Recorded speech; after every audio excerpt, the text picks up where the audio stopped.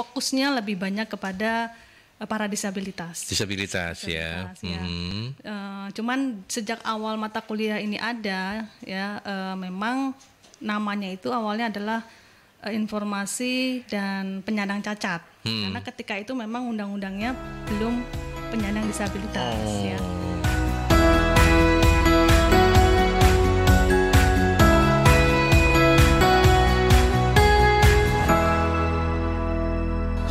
FM Merkuri, informatif, inspiratif. Halo, kita berjumpa kembali sahabat Merkuri, sahabat YouTube, apa kabar? Salam sehat selalu ya. Bersama saya Aldi Susanto, kita ada di Dialog Sosial Politik The Series, kerja bareng Merkuri 96 FM dan teman-teman dari Fakultas Ilmu Sosial, Ilmu Politik Universitas Erlangga. Dan dalam seri kali ini, dalam Dialog Sosial Politik The Series kali ini, saya akan menggali banyak informasi menarik dari narasumber kita dari Departemen Ilmu Informasi dan Perpustakaan yang ada di Visip Uner. Beliau adalah Dr. Fitri Mutia, AKS MSc, yang juga menjabat sebagai Sekretaris Departemen Ilmu Informasi dan Perpustakaan. Lebih akrab dipanggil Mbak Mutia. Ya, apa kabar Mbak Mutia? Alhamdulillah, kabar baik. Sehat? Alhamdulillah sehat. Mungkin bisa lebih mendekat ke mikrofon ya.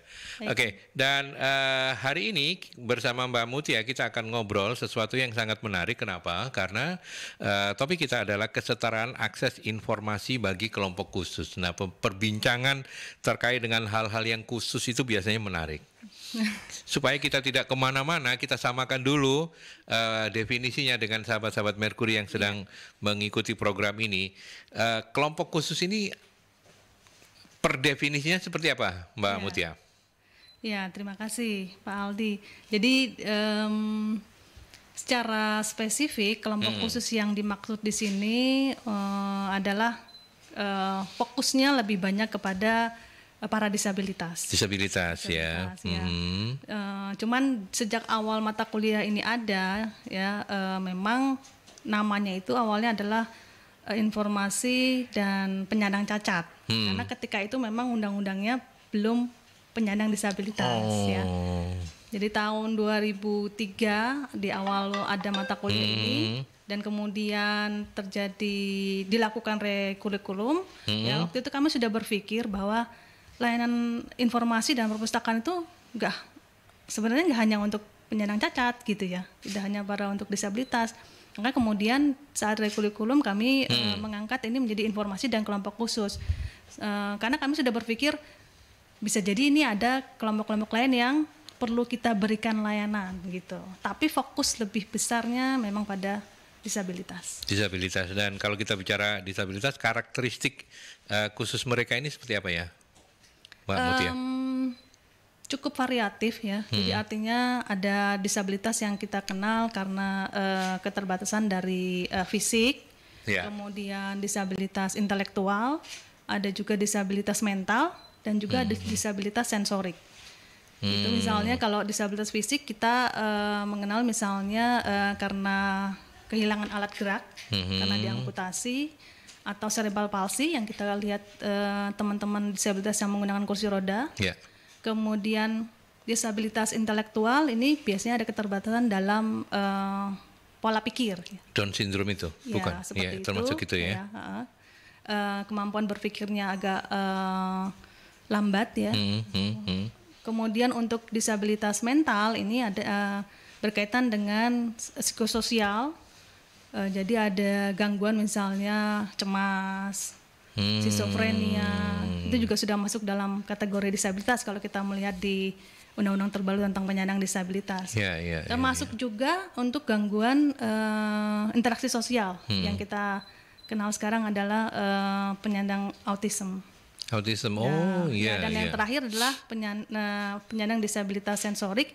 Ini biasanya terdiri dari teman-teman yang mengalami disabilitas netra, disabilitas rungu, dan wicara.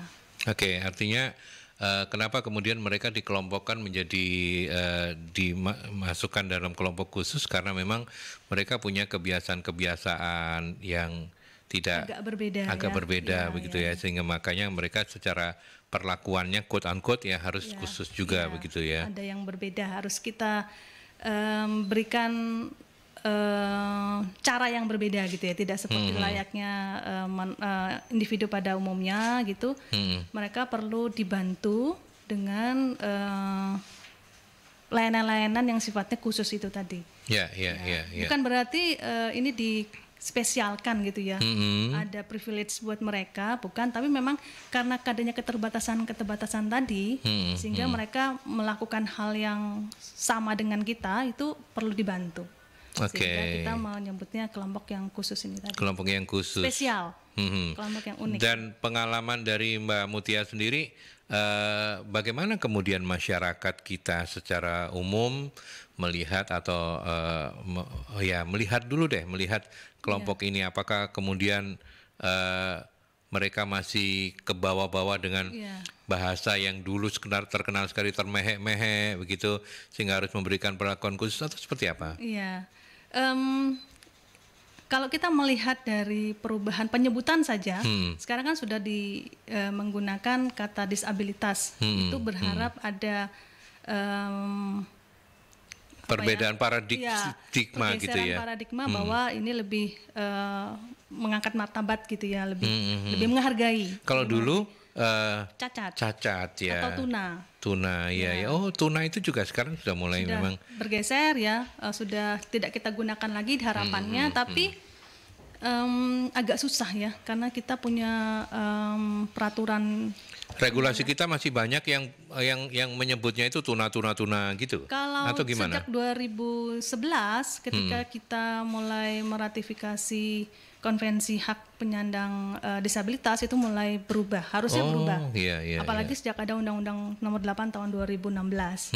Tapi di awal-awal kita menggunakan istilah penyandang cacat, yang itu sejak tahun 1997, baru berubah di tahun 2011. Itu memang tidak gampang ya untuk merubah paradigma masyarakat bahwa kita sebaiknya tidak menggunakan istilah itu, atau merubah cara pandang kita terhadap mereka yang tidak harus selalu mereka tuh tidak selalu butuh bantuan, tidak yang berada dalam kesulitan selalu gitu. Jadi paradigma untuk merubah ini yang memang pelan-pelan ya.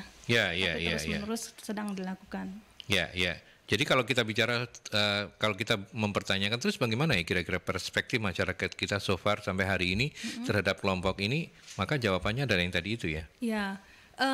Contoh klasiknya ya ketika saya ada di kelas, ketika mahasiswa mengambil mata kuliah ini ya, mereka juga sampai di akhir-akhir perkuliahan, semester itu mau berakhir, masih dengan menggunakan istilah cacat gitu. Padahal ketika kuliah sudah kita sering ingatkan, bahkan artikel-artikel yang kita share, referensi, kajian-kajian itu sudah kita bagi juga, dan di sana kita selalu menyebutkan ini konsepnya sudah berubah ya, paradigma kita bergeser ya. Kalau dulu kita bicara ini teman-teman yang perlu dikasihani, perlu dibantu, ditolong dan sebagainya, paradigma itu sudah bergeser.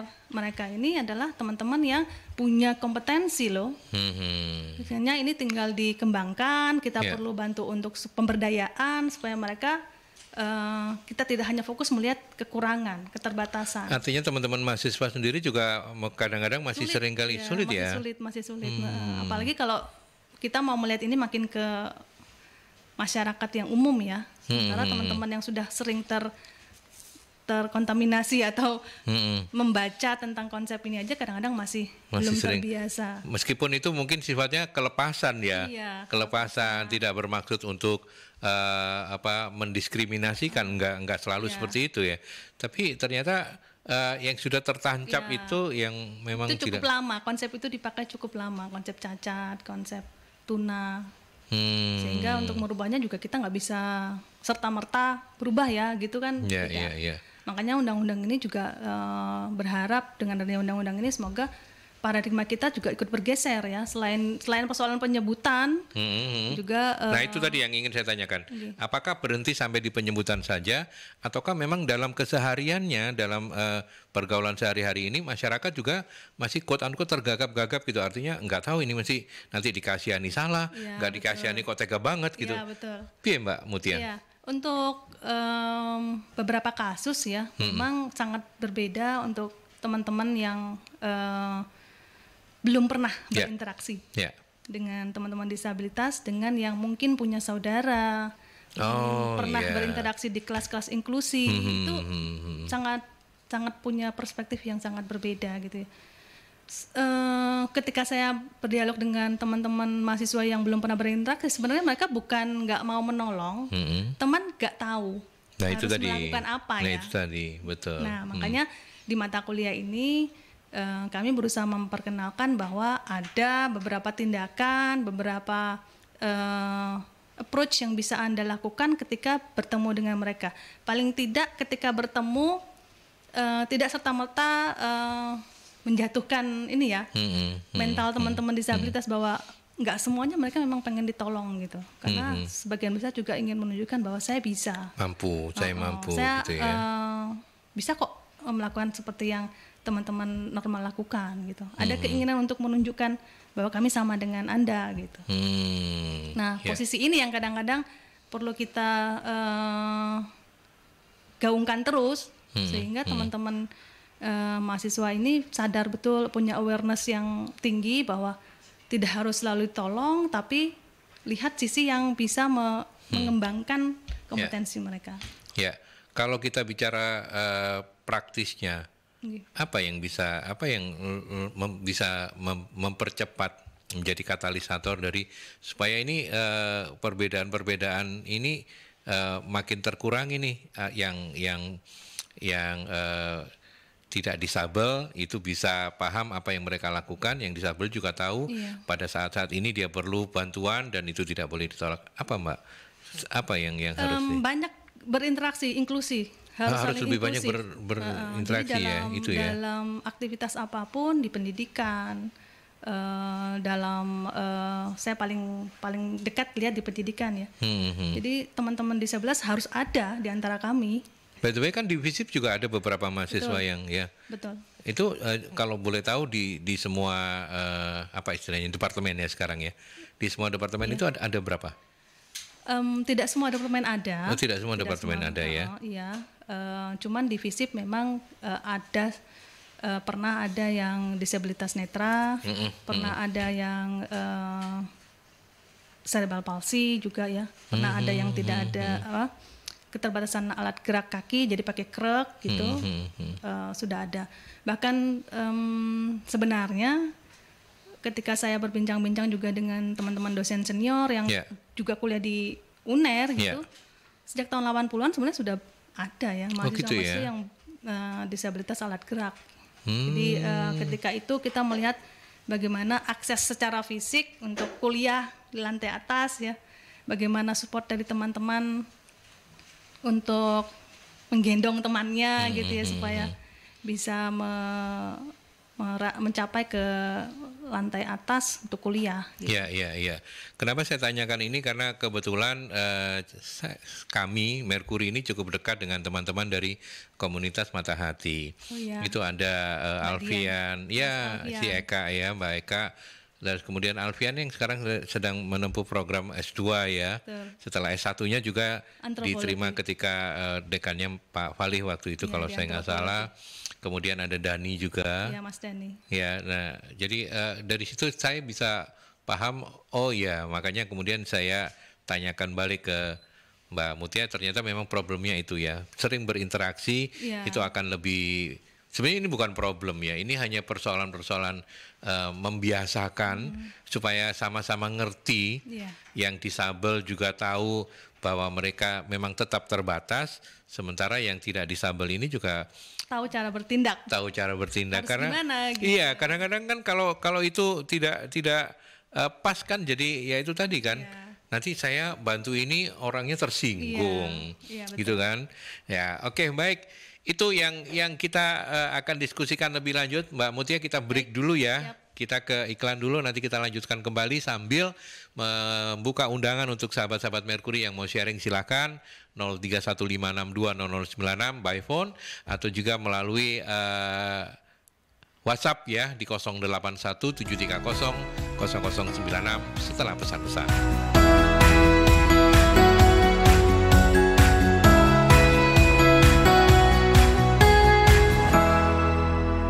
Ya, kita lanjut kembali masih bersama Dr. Fitri Mutia, AKS MSI, Sekretaris dari Departemen Ilmu Informasi dan Perpustakaan, Fakultas Ilmu Sosial Ilmu Politik Universitas Airlangga. Dan kita masih ada di Dialog Sosial Politik The Series ya, merupakan kerja bareng Merkuri FM dan 96 FM Merkuri dan juga Visi Puner. Kita ke penelpon, Mbak Mutia. Merkuri, selamat siang. Ya, halo, selamat siang. Selamat siang, Bro Dedi. Sehat, Mas? Saya sehat sekali makanya. Puji Tuhan. Tadi, puji Tuhan, saya kok menarik ya. Lagi nyetir di mobil terus dengar Merkuri, pembahasannya menarik sekali. Kemudian saya juga mau perjalanan live di TVRI ini. Iya. Saya sudah terima flyernya. Lagi ngobrol soal ini ya. Iya, benar. Dan ini menarik sih. Tadi kan membahas yang difabel gitu ya. Itu menarik sekali. Dan saya sangat mengapresiasi Merkuri yang bergerak dan benar kerja nyata untuk ini ya, kesetaraan lah ya, kesetaraan. Walaupun dalam prakteknya mungkin agak sulit itu terjadi karena pasti ada poin-poin tertentu yang harus disikapi dengan bijaksana ya. Salam untuk narasumber hari ini ya, Mas Aldi. Oke. Iya. Beliau siapa tadi? Maaf, saya Dr. Fitri Mutia. Oh, ya, beliau Sekretaris Departemen Ilmu Informasi dan Perpustakaan. Salah satu prodi yang ada di FISIP, Mas Dedi. Sukses juga untuk dialog ruang publiknya ya hari ini ya. Baik, terima kasih. Ya, semoga apa yang saat ini dilakukan Merkuri FM bersama Dr. Fitri ya, itu Dr. Fitri Mutia. Iya, memberikan informasi, memberikan kita wawasan lebih luas lagi gitu ya. Sukses. Baik. Mas Aldi. Terima kasih. Oke, Mas Dedi Mahendra, perjalanan dia juga akan jadi pembicara, salah satu pembicara di acaranya teman-teman TVRI ya hari ini ya. Oke, ada apresiasi.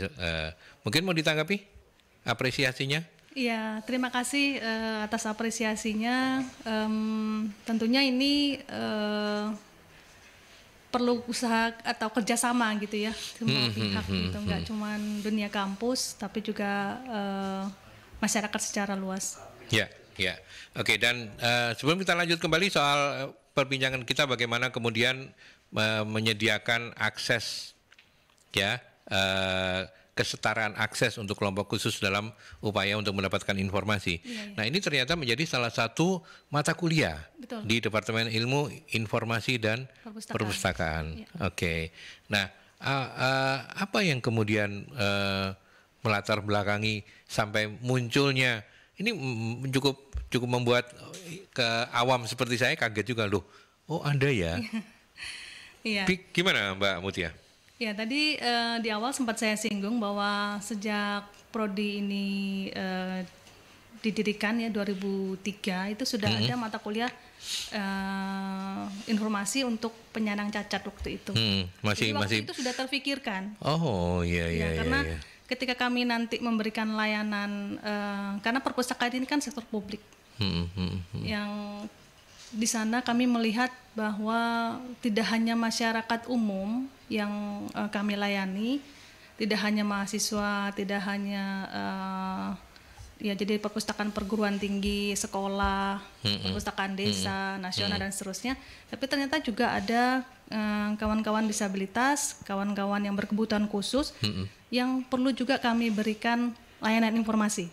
Nah, mulai saat itu terfikirkan untuk kita perlu nih ada mata kuliah yang berupaya untuk memberikan awareness ya, kesadaran bahwa ini adalah hak informasi di era-era saat ini, apalagi ya dalam perjalanannya ternyata kita kan masyarakat ini bergerak Bergerak menjadi masyarakat informasi, masyarakat knowledge, di mana informasi itu menjadi satu komoditas yang sangat penting dan perlu dimiliki oleh kita semua gitu, tidak terkecuali teman-teman disabilitas. Sehingga disinilah kami terus menggaungkan hal ini, menyediakan layanan-layanan yang bisa mereka akses sehingga kepemilikan informasi tidak hanya berada di golongan-golongan tertentu saja.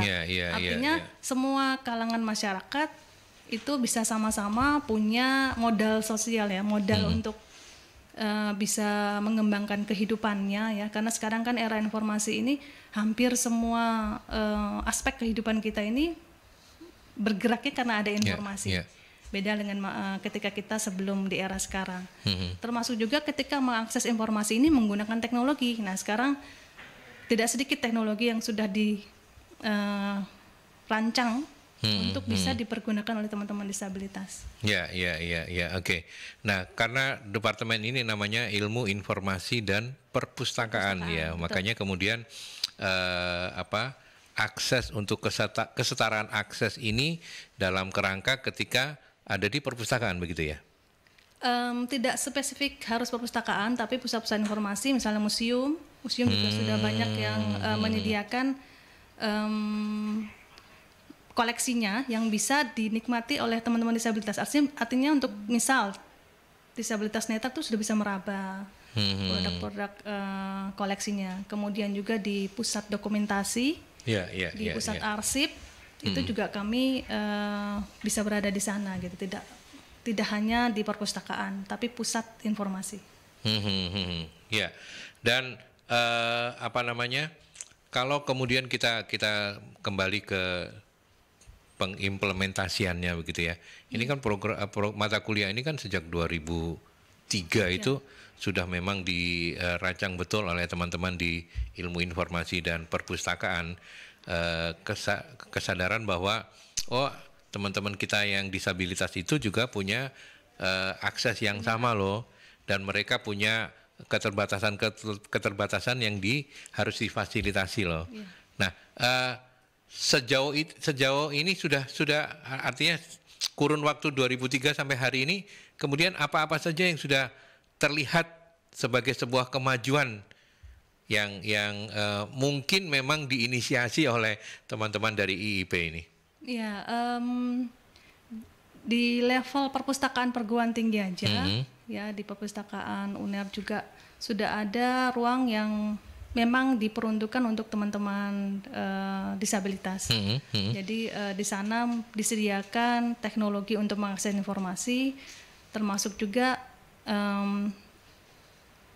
koleksi ya, atau informasi yang bisa mereka akses. Jadi sesuai dengan kebutuhan karakteristik mereka yang misalnya disabilitas netra, mereka butuh koleksi yang seperti apa, disediakan juga teknologinya. Nah, itu memang bentuk yang dekat dengan kami ya. Selain itu juga kami mencoba melakukan berbagai yang sifatnya membangun awareness lah ya. Jadi di mata kuliah ini kami juga misalnya membuat video-video dokumentasi yang memperlihatkan ada sisi yang lebih positif yang bisa dikembangkan dari teman-teman disabilitas. Mungkin mereka punya kekurangan di satu sisi, tapi ada sisi lainnya ya yang bisa dikembangkan, dan itu mungkin justru juga mengalahkan kita yang normal gitu ya, kemampuan alat sensoriknya ini. Nah, ini yang kemudian menjadi kebutuhan untuk di-share ke masyarakat bahwa ini tidak lagi menjadi hanya dipikirkan di sektor-sektor pendidikan, tapi juga ayo kita semua perlu memikirkan hal ini gitu. Ya, secara lebih konkret Bu Dokter, bisa cerita nggak perkuliahan ini kemudian apa saja yang diajarkan, kemudian target-targetnya, pasti ada target dong ya. Dari target-target dari mahasiswa yang mengikuti mata kuliah ini, kemudian mereka apakah memang berhenti sampai di tingkat kesadaran awareness yang lebih baik untuk melayani quote unquote mereka yang disabilitas, atau seperti apa Bu Dokter? Iya, Kami selalu mengawali ini dengan perubahan paradigma, sehingga kami ingin mengubah pikiran paling tidak mahasiswa yang mengambil mata kuliah ini kan memang tidak wajib mata kuliah pilihan. Setidaknya mereka mulai mengubah pikiran yang nanti harapannya itu bisa menyebarkan virus itu kepada lingkungannya gitu ya. Lebih luas begitu ya. Iya. Jadi kami kenalkan dulu bahwa paradigmanya sudah bergeser ya, penyebutan. Terus sejarah bahwa ini pentingnya informasi, kenapa? Apa alasannya kok kita harus memikirkan teman-teman yang disabilitas ini? Apa alasannya? Sehingga mereka menyadari betul bahwa ini bukan karena semata-mata tuntutan, tapi memang ini sudah bagian dari yang harus disiapkan gitu. Nah, jadi selain konsep-konsep awal, kemudian kita mengenal karakteristik. Jadi makanya kita kenal maka tak sayang gitu ya. Sehingga saya juga memperkenalkan pada mahasiswa, kenali dulu siapa yang akan kita layani gitu. Sehingga ketika kita kenal, kita tahu kebutuhannya, kita akan benar dalam menyiapkan informasi yang dibutuhkan. Nah, setelah itu kita mulai bergerak juga pada teknologi apa yang bisa kita siapkan. Bagaimana caranya nanti mereka bisa memfasilitasi dengan itu. Para disabilitasnya Nah, begitu ini ya. berarti berkorelasi dengan pustakawan-pustakawan mahasiswa-mahasiswa ini yang juga harus punya kompetensi dalam mengoperasikan teknologi tersebut. Jadi dari sisi kita lihat juga dari sisi selain konsep, selain secara keilmuan, kita juga menggiring mahasiswa untuk menyadari bahwa secara SDM kamu juga harus paham bahwa memberikan layanan pada mereka itu tidak seperti umumnya gitu ya. Jadi harus punya keterampilan yang perlu ditambah gitu. Nah, sampai di akhir itu kami juga berharap mahasiswa mengenal, karena ini di program studi sarjana ya. Jadi ada teori-teori yang kami kenalkan untuk melihat, menganalisis secara teoritik perkembangan keilmuan dengan objek-objek disabilitas.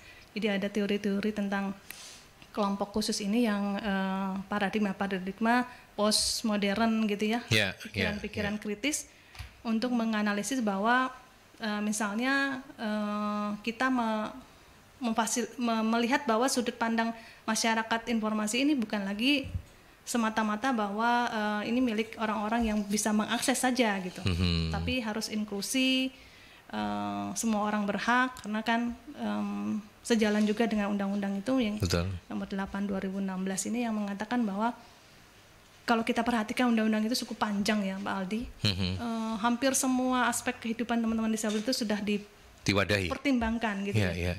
Banyak sekali yang dikemukakan dalam pasal-pasalnya.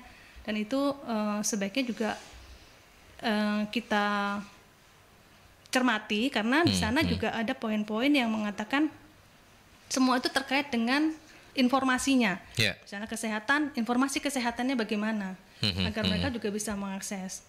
Bahkan sampai pariwisata, senang-senang gitu mereka juga harus bisa mengakses informasinya seperti apa. Menarik ya. Kenapa saya tertarik karena kesadaran yang muncul dari teman-teman di Departemen IIP-nya FISIP ini sudah sejak tahun 2003 dan kemudian kita akan uji juga nanti bagaimana dengan hasilnya di lapangan. Meskipun tadi saya sudah menanyakan soal itu apa saja yang diajarkan. Nah, dari yang sudah diajarkan itu, kemudian saya referensinya memang terus terang saja karena cukup dekat berteman dengan anak-anak komunitas Mata Hati, mereka lah yang, dan teknologi sangat membantu mereka mereka bisa WA-an padahal mereka netra, begitu cepat membuat kami tergagap-gagap untuk melihat loh kok cepat banget begitu ya. Dan mereka bisa mendengarkan suara-suara yang menurut kami agak aneh, tapi itu kan semua kuasa Tuhan begitu ya. Dan artinya ya kan kalau bahasanya itu kan bagi gitu. Kita yang tidak biasa, jadi bagi kita yang tidak biasa betul. Jadi software untuk Iya. Jadi karena mereka disabilitas netra, berarti kemampuan mendengarkan itu harus pastinya lebih tinggi. Pastinya lebih ini, betul. Alat indera yang lain mereka tingkatkan, jadi, karena sudah tidak lagi menggunakan braille yang untuk meraba. Ada teknologi ini sangat memudahkan mereka mengakses informasi. Jadi buku-buku e-book mereka masukkan ke dalam software itu bisa terbaca. Ya, kalau enggak si Dani, saya aja cuma S1. Dani Mata Hati itu sudah S2 kebijakan publik kan? Luar biasa. Tapi itu kan mereka begitu ya. Kita tahu jumlahnya cukup banyak loh teman-teman disabilitas. Barangkali sebagian besarnya belum seperti itu. Bagaimana Bu Dokter melihat? Apakah memang sudah sesuai nggak harapan 2003 mencanangkan mata kuliah meskipun ini pilihan ya, kesetaraan akses untuk kelompok khusus ini dengan kondisi yang di lapangannya? Ya, saya melihatnya sebenarnya banyak inisiasi-inisiasi Pak. Jadi misalnya dengan SMA inklusi, sudah mulai banyak SMP inklusi yang pemerintah kota juga menginisiasi ini sejak awal gitu ya. Jadi ketika kita mau bicara atau kita ada tuntutan gitu ya untuk lapangan kerja, ayo dong terima teman-teman yang disabilitas gitu. Nah berarti kita kan juga harus mensupport mereka dari sisi pendidikan formal. Nah, peluang-peluang itulah yang kemudian muncul di tingkat pendidikan tinggi, universitas, dengan diawali dari SMP inklusi, SMA inklusi, ketika mereka juga sudah terbiasa ya berinteraksi dengan siswa pada umumnya gitu. Nah, ketika nanti diberi peluang 2% di bidang kerja, atau 1% di perusahaan begitu, kita sudah punya sumber dayanya gitu. Jadi seperti Mas Alfian, Mas Dani yang memang secara formal mereka menempuh pendidikan yang sesuai dengan kebutuhan pasar gitu.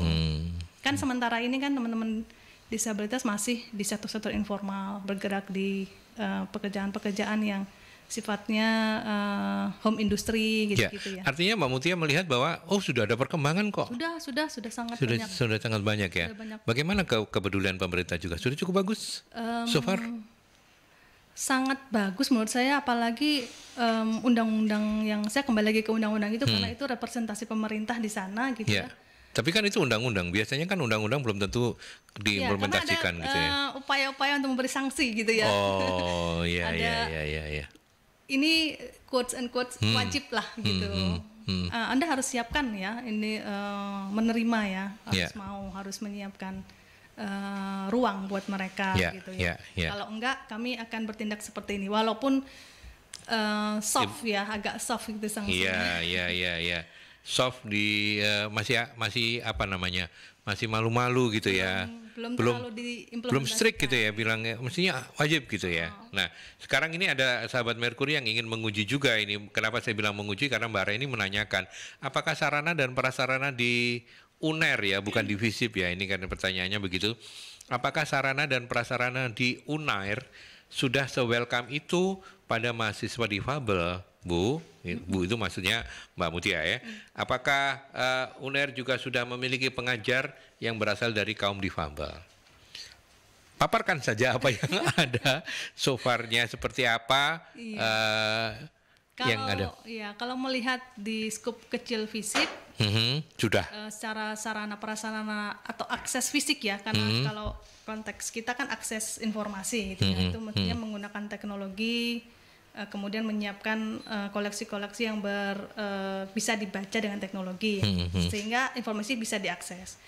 Tapi ini yang ditanyakan akses fisik gitu kan, sarana prasarana, mungkin juga terkait dengan toilet, remnya atau lift gitu ya. Ya memang belum semuanya fakultas menyiapkan sarana prasarana ini. Hanya beberapa ya yang sudah sangat banyak itu memang rem yang ada. Tapi untuk gedung-gedung baru di misalnya di kampus B, di kampus C ada gedung-gedung baru, gedung belajar bersama, itu sudah ada lift, sudah ada rem. Tapi memang gedungnya sangat lebih dari 4-5 lantai ya. Kebutuhan untuk lift sangat utama. Kemudian kalau pengajar dari penyandang disabilitas belum ya? sudah ada, tapi ini kebanyakan disabilitas alat gerak ya, dan itu sebagian besar terjadi karena faktor usia. Karena faktor usia. Jadi misalnya tua gitu, kemudian mengalami kesulitan untuk alat gerak. Jadi, artinya memang bukan pure sejak muda difabel, bukan begitu ya? Karena kecelakaan, tapi jadi tidak sejak lahir. Tidak sejak lahir. Kemudian menjadi dosen gitu ya. Kebanyakan, ini sependek pengetahuan saya, kebanyakan sudah menjadi dosen, kemudian misalnya kena sakit stroke, kemudian agak lemah. Ya, tapi tetap semangatnya untuk mengajar masih gitu ya. Cuman kalau yang benar-benar seperti yang ditanyakan Mbak Reni belum ya? Belum. Yang dari kaum difabel belum ya? Belum. Tapi karena mengalaminya ketika sudah menjadi dosen pengajar sebelumnya. Oke, baik. Nanti kita lanjutkan. Masih ada beberapa pertanyaan yang lain, tapi kita lanjutkan setelah pesan-pesan ya.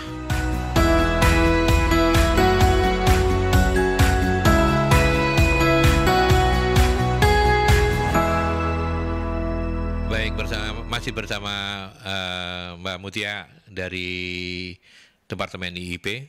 Beliau adalah Sekretaris IIP Visip UNER. Kita lanjutkan kembali perbincangan kita tentang kesetaraan akses informasi bagi kelompok khusus. Tadi saya sudah menjawab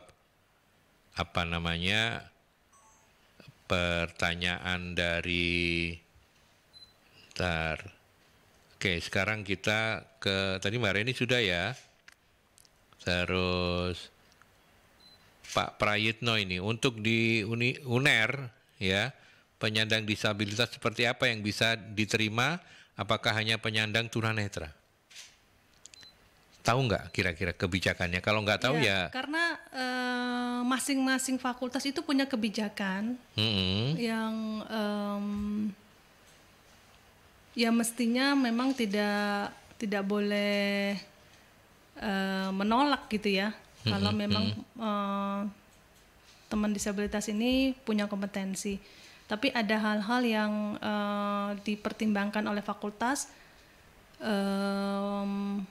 sulit gitu mungkin ya untuk dilakukan. Jadi menurut saya masih ada yang belum terbuka untuk menerima gitu. Tapi sebenarnya ini bisa diupayakan ya, misalnya karena gini, kalau pada mahasiswa yang umumnya kita bisa misalnya metode mengajarnya demikian ya secara pada umumnya gitu. Nah ini sebenarnya bisa diupayakan dengan metode mengajar yang berbeda gitu. Makanya perlu strategi yang agak berbeda. Ini kembali pada keputusan masing-masing. Ya, tapi sangat bisa dipahami lah ya kalau kemudian mungkin memang tidak semudah membalik telapak tangan ya. Semua fakultas di UNER ini bisa menerima teman-teman difabel. Katakanlah kalau misalnya yang harus ada uji laboratorium atau praktikum-praktikum kayak gitu kan memang lebih sulit ya. Visip mungkin relatif quote-unquote relatif lebih mudah karena bentuknya kajian-kajian begitu. Sehingga akses untuk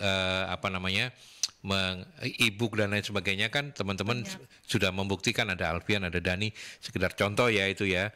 Nah, kalau fakultas yang lain kemungkinan memang masih ini ya.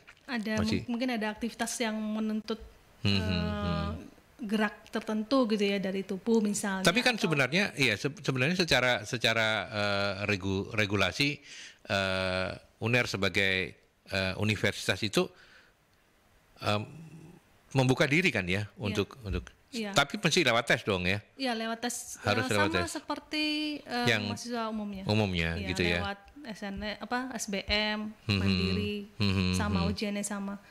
Cuman bisa melaporkan gitu ya kalau kondisinya butuh pendampingan atau butuh alat bantu itu bisa disampaikan kepada panitia ya, diberikan pendampingan. Ya. Itu Pak Prayitno mudah-mudahan menjawab. Tetapi yang pasti saya percaya bukan hanya UNER tapi seluruh institusi pemerintah ini so far makin hari makin baik ya, benar ya Mbak Mutia ya. dan tadi sudah diapresiasi juga bagaimana kemudian ada undang-undang yang kemudian jelas-jelas menuliskan meskipun sanksinya rada malu-malu tadi itu ya. Nah, nanti kita sampaikan mestinya sanksinya lebih tegas lagi ya. Lebih keras dalam tanda petik, yang penting mengedukasi dan memang kan kalau di kita ini dikasih pilihan Indonesia ya, kalau dikasih pilihan pasti nggak akan jalan. Kecuali secara koersif gitu ya. Paksa, mau nggak mau, harus mau gitu ya. Ibu Sapto, terima kasih sudah berkenan juga untuk mampir di perbincangan saya dan Bu Dr. Mutia. Anak-anak disabilitas yang bisa mengakses pendidikan menurut saya biasanya hanya berasal dari keluarga yang mampu atau tinggal di perkotaan. Bagaimana dengan yang tidak mampu dan tinggal di pedesaan, Bu?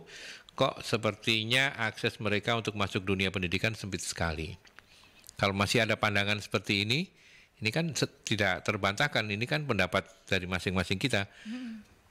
Mbak Mutia, seperti apa komentarnya? Kalau untuk mengakses pendidikan sebenarnya sekarang banyak juga beasiswa-beasiswa yang tidak mengikat gitu ya, atau independen yang mensupport teman-teman disabilitas bisa menempuh pendidikan di perguruan tinggi. Saya pikir tidak menjadi halangan ya, sepanjang kita yang bersangkutan juga punya niat yang ini juga sih sebenarnya. Melewati tahap-tahap yang sama gitu dengan teman-teman umum lainnya. Jadi tidak ada permisif. Jadi kalau teman-teman disabilitas tidak ujian, tidak melalui ini nggak ada. Jadi sama semua proses yang tidak ada pengecualian lah ya. Semuanya harus menempuh ini hanya saja mereka kalau butuh bantuan pendampingan itu diberikan. Malah sudah ada fasilitas seperti itu ya. Misalnya teman-teman disabilitas netra, misalnya ya mereka butuh waktu yang lebih lama untuk menjawab karena atau butuh ada yang membacakan soal gitu, itu sudah dibantu. Gitu ya. Yang penting kita waktu mau ujian lapor.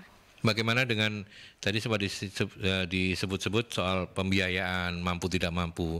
Tadi ya, ada beasiswa. Ada beasiswa ya, harusnya bisa dimanfaatkan juga begitu ya. Tetapi kan ini menjadi Mbak Mutia, ini kan apa yang disampaikan oleh Ibu Sapto ini kan menjadi sebuah keniscayaan quote-unquote ya, sebuah keniscayaan yang masih dipercaya masyarakat ya. Iyalah, sekarang jumlah penyandang disabilitas itu seberapa banyak. Seberapa yang beruntung seperti Alfian yang kemudian bisa difasilitasi ketemu dengan Pak Dekan waktu itu, Pak Fali, dan ada Dani juga. Sementara yang lain-lain kan mungkin belum tentu punya kesempatan yang sama. Betul.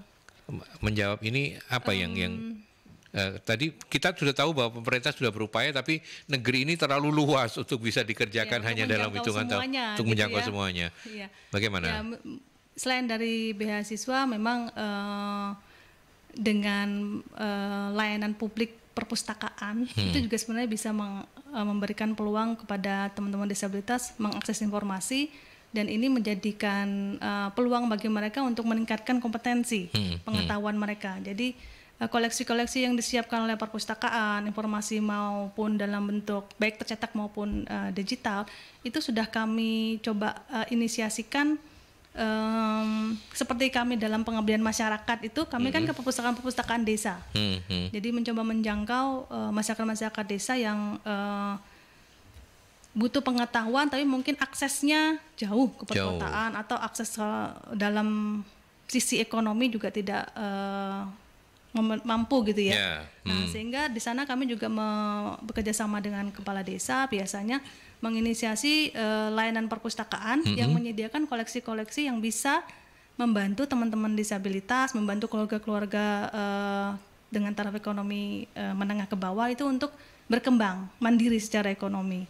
Jadi kalaupun pengetahuan itu tidak bisa diperoleh secara formal di tingkat pendidikan tinggi di universitas, itu bisa juga melalui perpustakaan. Makanya perpustakaan ini diharapkan memang betul-betul bisa berkembang sampai ke desa-desa. Ya, dan bukan cuman sekedar ada gitu ya, sekedar physically ada tapi di dalamnya nggak ada apa-apanya, nggak ada kegiatan apa-apa. Tapi Mbak Mutia, teman-teman di IIP sudah pernah melakukan survei nggak misalnya, atau bukan survei, atau kajian lah ya, seberapa banyak perpustakaan kita mulai dari level kota sampai tadi disebut di desa itu yang memang sudah kualifikasinya seperti perpustakaan yang diharapkan oleh teman-teman IIP? Cara spesifik melakukan itu belum ya Pak? Belum ya, tapi secara umum dengan kunjungan-kunjungan itu apakah sudah, atau kalau misalnya belum, di mana kendalanya? Apakah lagi-lagi soal biaya? Ya, sepertinya ya masih dalam taraf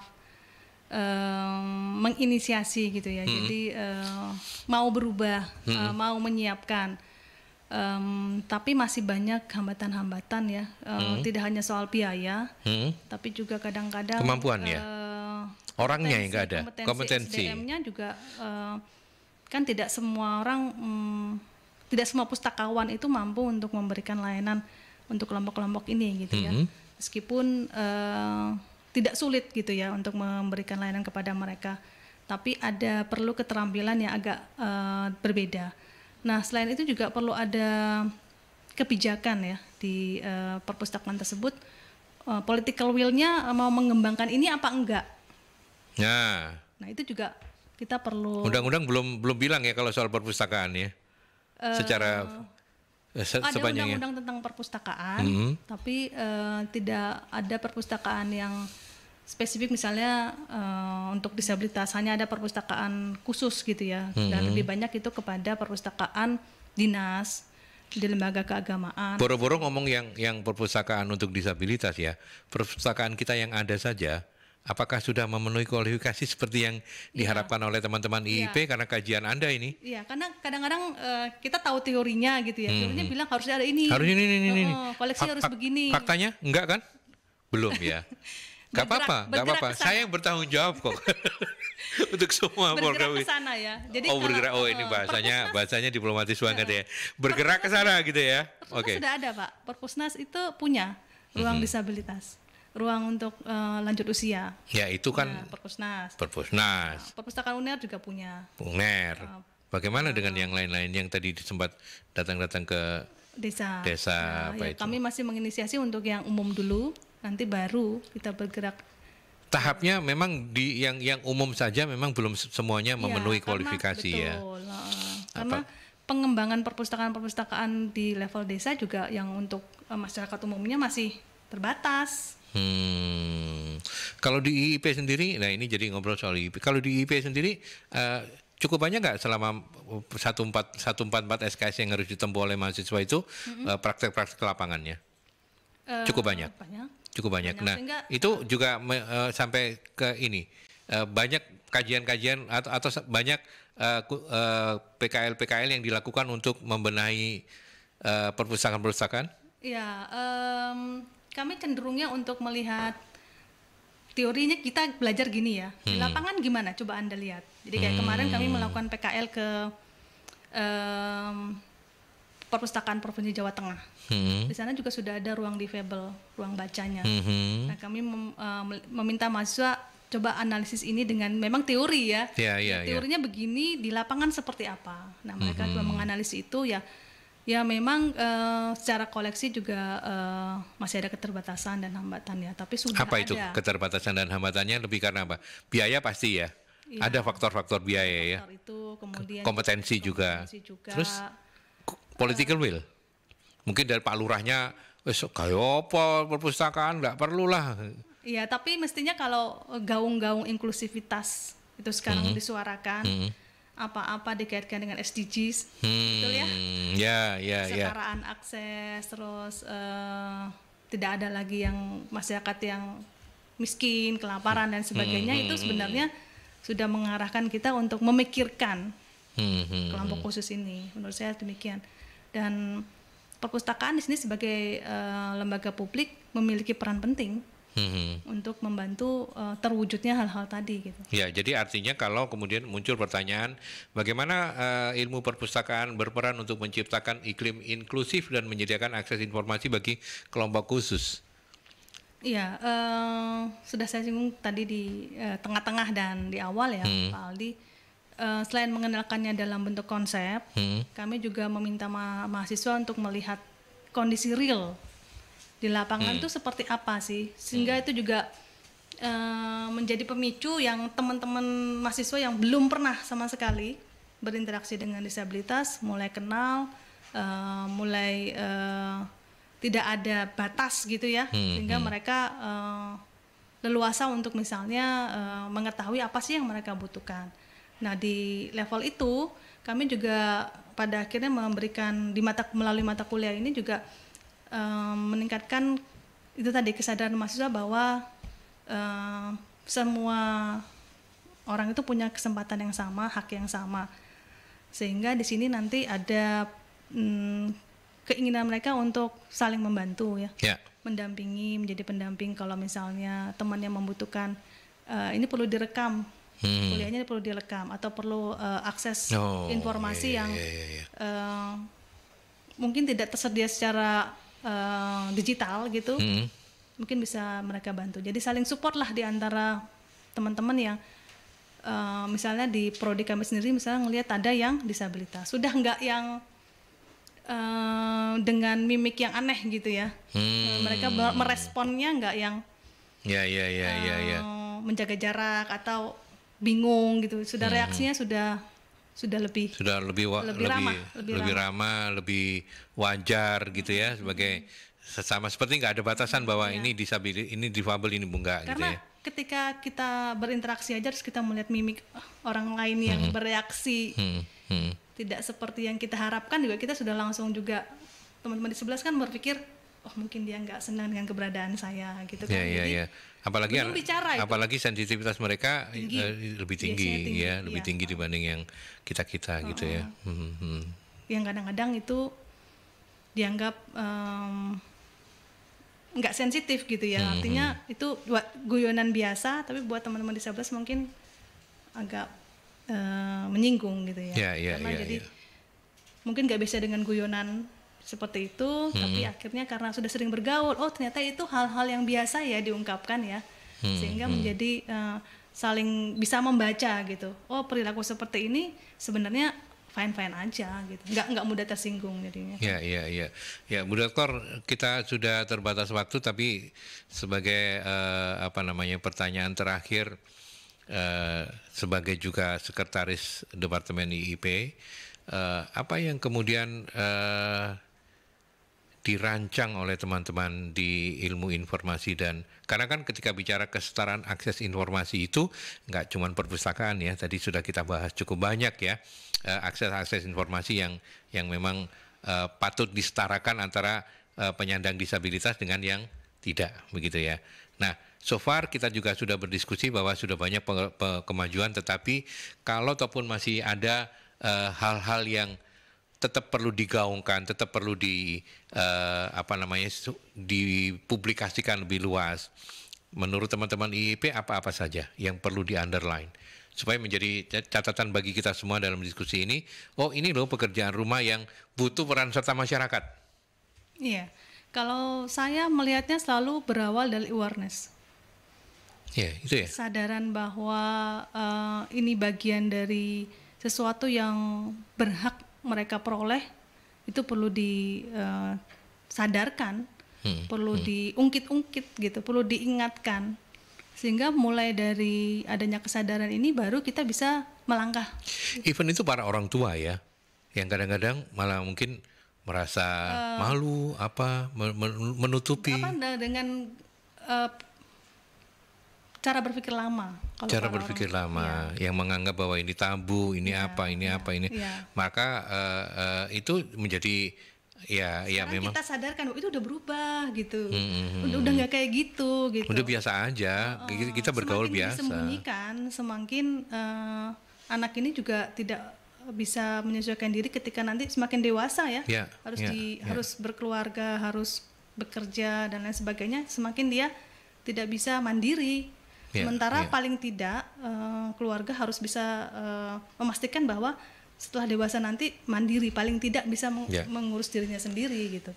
Berarti awareness inilah yang kami sangat peduli ya, untuk disadarkan bahwa ketika kita semua merasakan ini sebagai suatu hal yang patut menjadi bagian inklusi gitu ya, bahwa setiap ada yang kita yang umum mesti ada teman-teman yang berbeda, itu biasa. Sesuatu yang harus dianggap bahwa itu biasa. Berbeda itu biasa. Berbeda itu biasa. Oke, harus itu dirayakan malah. Harus dirayakan, Karena ya. kita saling mengisi, karena perbedaan itu indah, begitu ya. Iya. Keberagaman itu indah. Tetapi kalau boleh saran untuk teman-teman IIP, berarti teman-teman IIP harus menggaungkan ini karena kesadarannya sudah muncul dari teman-teman di IIP ya. Alangkah lebih baiknya juga kalau setelah ini IIP lebih banyak melakukan kuliah-kuliah di lapangan, begitu, yang kemudian bentuknya diskusi, datang ke orang tua. Kan banyak tuh kelompok-kelompok disabilitas, begitu ya, mungkin akan lebih asik ketika menumbuhkan awareness itu melibatkan keberagaman tadi itu. Mudah-mudahan itu menjadi salah satu yang saya percaya itu pasti sudah dipikirkan, begitu ya. Kami ada PKL juga ke YPAB, YPAC, baik.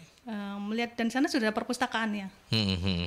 Oke. Tapi masih dengan keterbatasan soal teknologi, tapi koleksinya sudah ada, Braille. Koleksinya sudah ada, gitu ya. Memang sih takes time lah ya, tapi paling tidak dengan awareness yang terus-menerus digaungkan, tidak, mudah-mudahan setelah ini tidak hanya melalui sebuah mata kuliah pilihan, tetapi juga lebih banyak karya-karya nyata ataupun aksi-aksi nyata di lapangannya, begitu ya.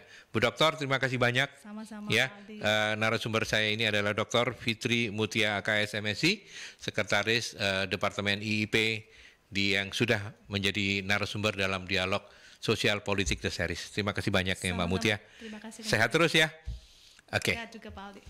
Amin. Baik, saya harus juga segera mengakhiri dialog sosial politik The Series kerja bareng Mercury FM dan teman-teman dari Visipuner. Sampai di sini kita ketemu lagi 2 minggu dari sekarang untuk topik yang berbeda dengan narasumber yang berbeda. Sampai jumpa.